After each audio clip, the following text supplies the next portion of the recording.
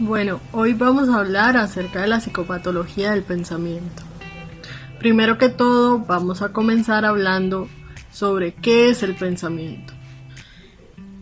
El pensamiento es una facultad, acción o efecto de pensar. También es una idea o una representación sobre algo o alguien. También se entiende como la capacidad de construir ideas y conceptos y establecer relación entre ellos. Ahora vamos a conocer un poco más acerca de la psicopatología del pensamiento. Bueno, comenzamos con las alteraciones o trastornos en el flujo. En estos trastornos se evalúa principalmente la cantidad y la velocidad de los pensamientos. Estas alteraciones se dividen en tres. La primera es la taquipsiquia o aceleración del pensamiento. El desarrollo del pensamiento es exageradamente rápido. Hay una disminución del periodo de latencia de respuesta, es decir, que el paciente tarda menos tiempo de lo habitual en responder las preguntas. Se observa principalmente en la manía y en las intoxicaciones con anfetaminas o alcohol. También está la segunda, que es bradixiquia o inhibición del pensamiento.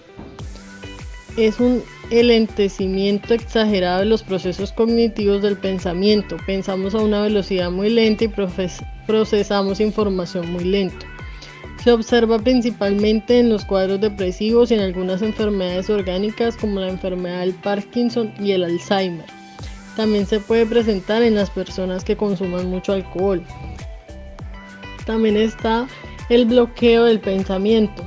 Interrupción súbita del curso del pensamiento antes de que haya sido completado, sin que exista ninguna razón que lo explique. Esto quiere decir que una persona en el momento de una entrevista o una charla con alguien puede que su mente quede en blanco por unos minutos y posiblemente pueda continuar con el tema que estaba hablando o sencillamente continuar con otro.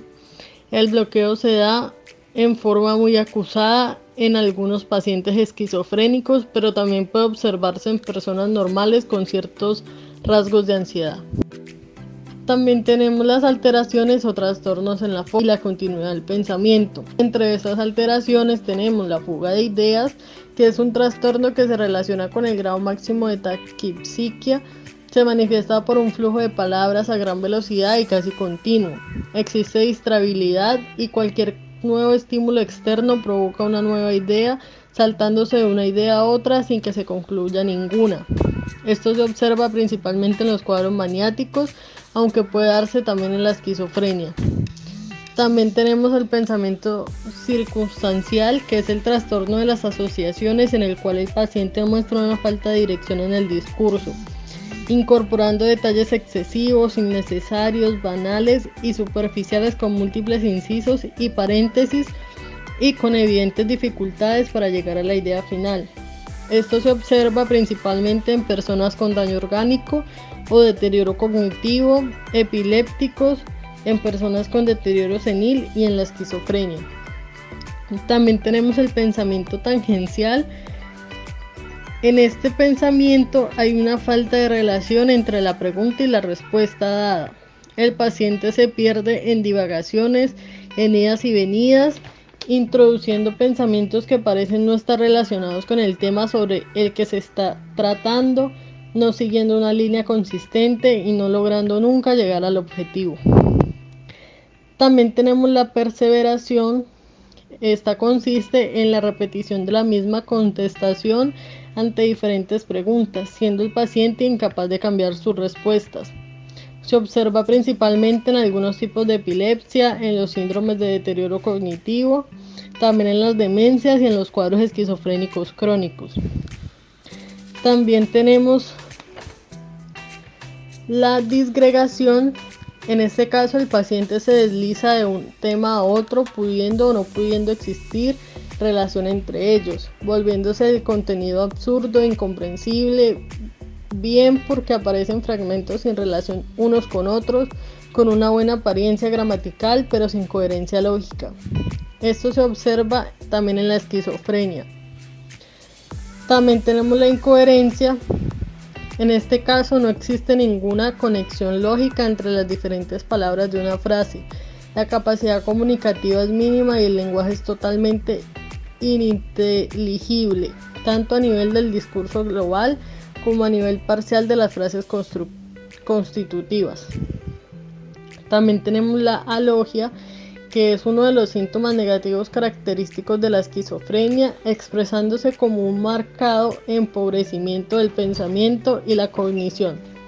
Los procesos del pensamiento parecen vacíos, lentos y rígidos. Las dos manifestaciones principales son el lenguaje vacío y no fluido. Esto quiere decir una pobreza del lenguaje. Y también tenemos el lenguaje vacío fluido, que es la pobreza de contenido del pensamiento. También tenemos alteraciones o trastornos del contenido, que esto se refiere a aquello sobre lo que el paciente habla, existiendo áreas sobre las que el evaluador debe preguntar explícitamente en caso de que la persona no las saque a coalición. Entre estas alteraciones tenemos las preocupaciones, que son temas que predominan en el pensamiento del paciente, que habitualmente se revelan en su lenguaje espontáneo y que pueden ser repetitivos a lo largo de la exploración. Esto se explora con preguntas como, por ejemplo, ¿se ha preocupado mucho últimamente?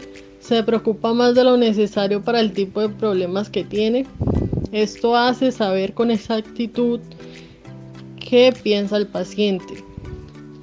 También tenemos rumiaciones, que son ideas y temas repetitivos, generalmente de contenido desagradable y de duración prolongada, pero fuera del control del sujeto y experimentadas con una intensidad y frecuencia exagerada, en estado de ansiedad y cuadros depresivos, reflejando el estado afectivo.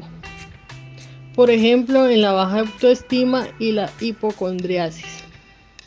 También tenemos las ideas suicidas, que son los pensamientos suicidas que pueden tener distintas causas con mayor frecuencia. Los pensamientos suicidas pueden ser el resultado de sentimientos que no pueden afrontar cuando se presenta una situación abrumadora en tu vida.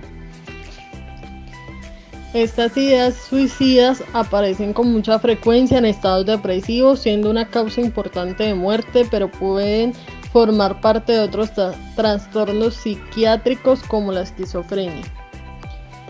Entre estas alteraciones también tenemos el delirio. El delirio en el DSM-4 se define como una falsa creencia basada en una inferencia incorrecta relativa a la realidad externa, que es firmemente sostenida a pesar de que casi todo el mundo cree y a pesar de cuanto constituye una prueba o evidencia incontrovertible y obvia de lo contrario. El delirio no es una enfermedad, sino es un síntoma. Aunque es característico de la psicosis, no pertenece ni es patognomónico de ninguna en concreto, pudiendo aparecer tanto en enfermedades médicas como mentales, o por efecto fisiológico de algún tóxico o sustancia. Entre estos tenemos el delirio de persecución, que es cuando el paciente cree firmemente que hay una conspiración contra él o que de alguna manera está siendo perseguido.